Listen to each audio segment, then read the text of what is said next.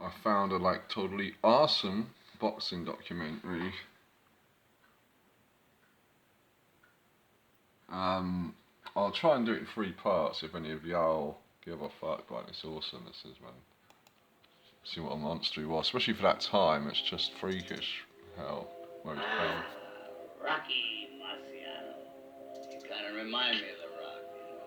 You move like him, and you got heart like he did. The underdog story of Rocky Balboa, a perfect encapsulation of the heart and spirit that the non-fictional Rocky displayed in real life.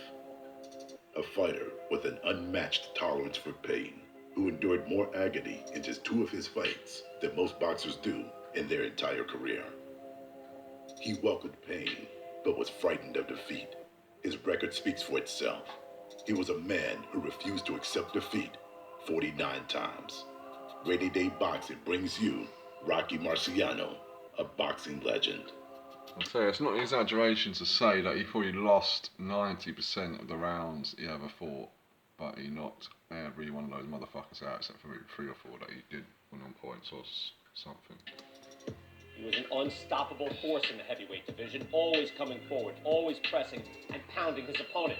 You have to rate Rocky as one of the all-time greats because of his longevity and his record. If you could pick any heavyweight champion in history, who do you think would have given you the toughest fight of them? The toughest fight would be the man who's the hardest to knock out, a fellow who had no style, just a bull, who was Rocky Marciano. He would be the most trouble, I think. And still the heavyweight champion of the whole world, Rocky Marciano. Born on the 1st of September 1923 in the small town of Brockton, Massachusetts, Rocky was raised in a blue-collar household by poor Italian immigrant parents. The seeds of determination were sown into the young Marciano as he watched his overworked father struggle tirelessly at a shoe manufacturer. The passion of boxing offered a realistic path to the life he... Brockton, he really believed in coming from poverty to success. He used to get very upset when he used to see my dad working at such a tough job. He promised my dad one day, he said, "Dad, not before too long, I'll retire you." But unlike Gordon Bennett, mate, I think you retired a few people, Rocky. I hope you don't mean what I think you mean. Many of the stories of a fighter showing an immediate aptitude for the sport, Marciano's introduction to boxing was a less than promising start. It seemed nature had blessed Rocky with a physique that was perfectly designed to be disadvantaged in the ring. He stood 5 feet 10 inches tall with a measly 67-inch reach and fists smaller than every heavyweight champion in history. He was a clumsy prospect with 2 left feet that most trainers would not have had the patience to work with. But trainer Charlie Goldman could see Marciano's advantages that couldn't be listed with numbers and fighting qualities that were not visible from the outside.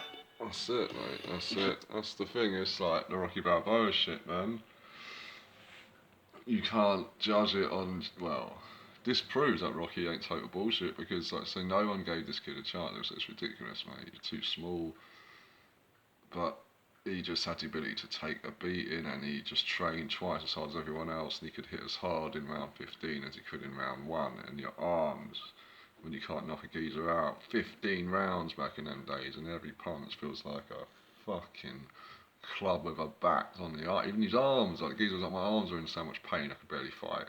Who thinks about their arms during a fight? It's your fucking chin and your ribs, you know what I mean? This can't hit anything, mate. It just hit you so fucking hard that your whole body would just be falling apart, man. And by the end, one clean chin shot and it's sweet dreams. I'll get back to this shit. It's quality, mate.